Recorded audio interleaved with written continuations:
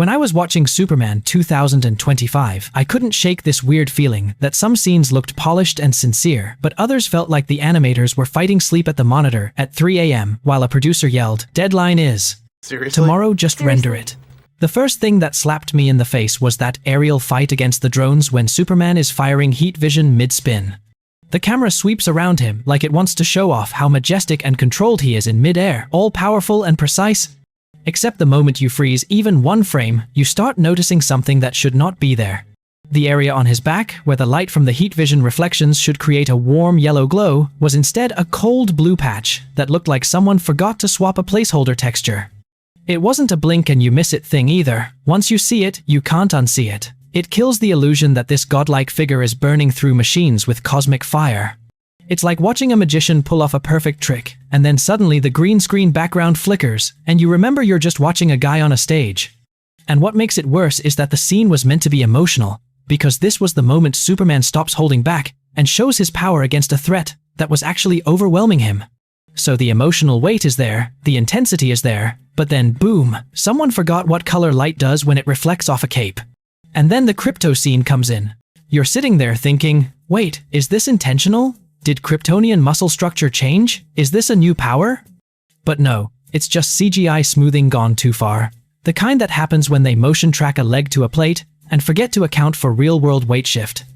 And speaking of forgetting things, the scene where Superman turns himself in and gets restrained before being thrown into the portal is probably the clearest continuity slip in the entire movie.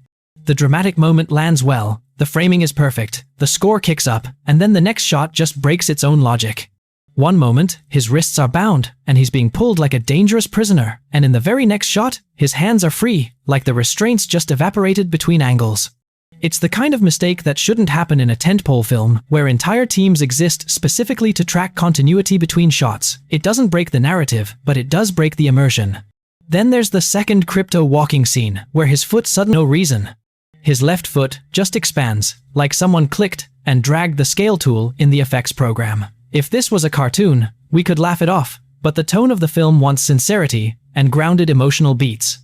A giant clown foot popping out of nowhere destroys that tone instantly. And then we get to the big environmental mistake, the one that makes every geography teacher sit up in their seat. The Fortress of Solitude scenes are shown in broad daylight, clear, bright, sun glistening across the ice, while Metropolis is experiencing summer weather. But Antarctica does not work like that. If Metropolis is in summer, Antarctica would be in winter darkness. The position of the Earth in its orbit makes that physically unavoidable. The movie wants to use the fortress, snow, and light symbolism for hope, rebirth, clarity, whatever poetic emotional code it's aiming for. But the lighting contradicts the actual planet we live on. And yes, I know, it's a superhero movie, but when a film tries so hard to anchor emotional stakes in realism, suddenly small scientific violations start standing out more. And the blood on snow moment in the opening, where Superman spits blood and Krypto arrives, is meant to show loyalty, connection, the bond between man and dog. But even that moment depends on that same daylight problem. If they wanted symbolism, they could have made the fortress interior lit artificially, or made it dusk, or twilight, or any lighting condition that reflects the Earth's actual seasonal axis. Instead, we get glowing snow like it's noon in Switzerland. It's the difference between visual poetry and visual contradiction. And that's the thing about all these mistakes. None of them ruin the movie. The emotional core still works, the character arcs still land, the tone is sincere, the themes are there. But these glitches break the illusion of the world. They remind you that this is a created thing, stitched together by effects teams under pressure. They are the seams showing in the costume. They're the kind of mistakes that come from trying to finish something enormous too fast. And the thing that really sticks with me is that none of these mistakes feel malicious or careless in the sense of not caring. They feel like the result of a production sprinting a marathon on a treadmill that was already on fire before filming even started. Because when a studio wants to reset a universe and prove themselves to the entire world at once, every single creative department gets squeezed. Every animator hears the clock ticking. Every VFX artist is sleep-deprived. And every editor is asking themselves whether cutting one more frame will make the scene feel smoother or like a glitch just spawned on screen, and you can feel it. You can feel the pressure baked into the movie's texture, like fingerprints left in soft clay.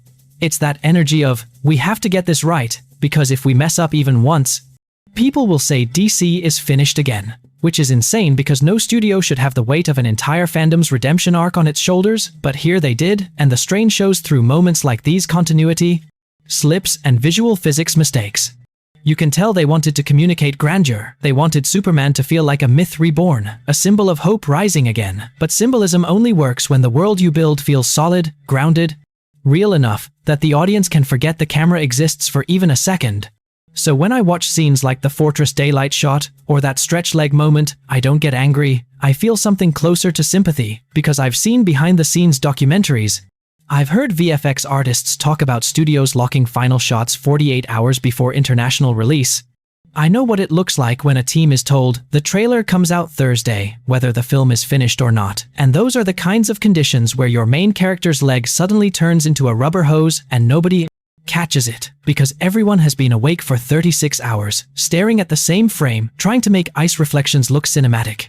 And the wildest part is that these mistakes almost make the movie more interesting to talk about, because they reveal the very human struggle underneath the glossy superhero marketing.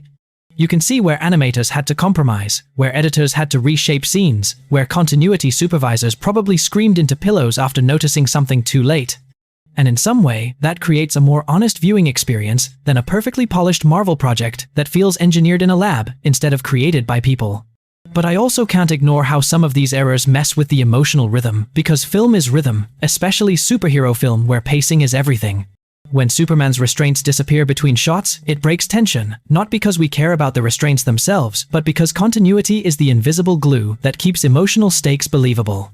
When the camera cuts and the chain is suddenly gone, the subconscious reaction is, wait, what? And that 1 second thought pulls you out of the character's internal struggle.